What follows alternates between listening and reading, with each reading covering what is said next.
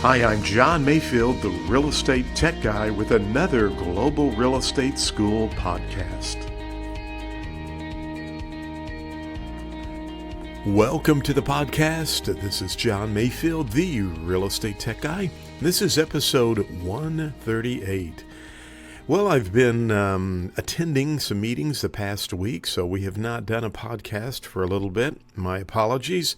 I was attending the National Association of Realtors Conference and Expo in San Francisco, California, so sharpening my tools and finding out what's new in the world of technology and other really cool things that are going on. And of course, networking, which is very important for you as a realtor, a new agent, or an existing agent. You've got to network. It's a big part of our job. But I wanted to do a podcast today, and I wanted to talk about writ of execution. You could see this on the exam, writ of execution.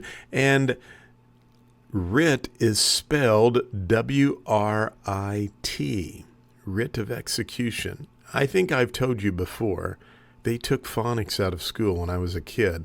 And I am from the edge of the Ozarks, so sometimes we wash our clothes instead of washing them. But writ of execution, W-R-I-T, what is that? Well, if you have a judgment that has been issued against you, and we've learned about judgments in the course, that a judgment is a lien that affects all of the debtor's property, could be real and personal property.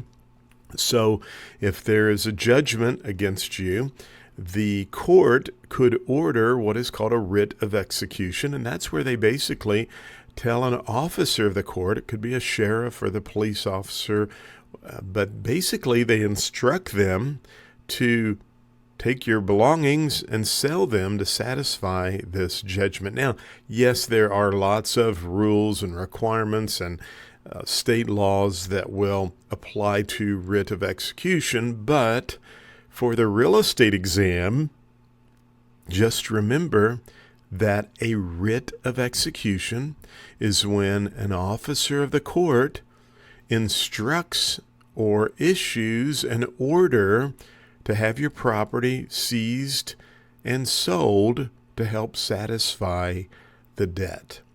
So don't forget that, writ of execution. Just know the general principle there.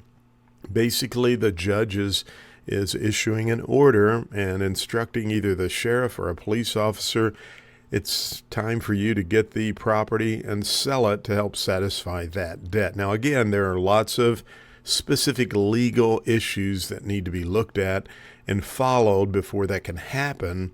But for the real estate exam, I just want you to understand the principle of what this means.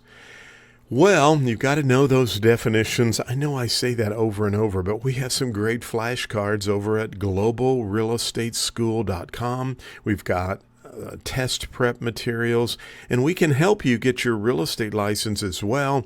I think you will really enjoy the course. We're getting great feedback and lots of people passing too, which is very important. But check us out. We are at globalrealestateschool.com.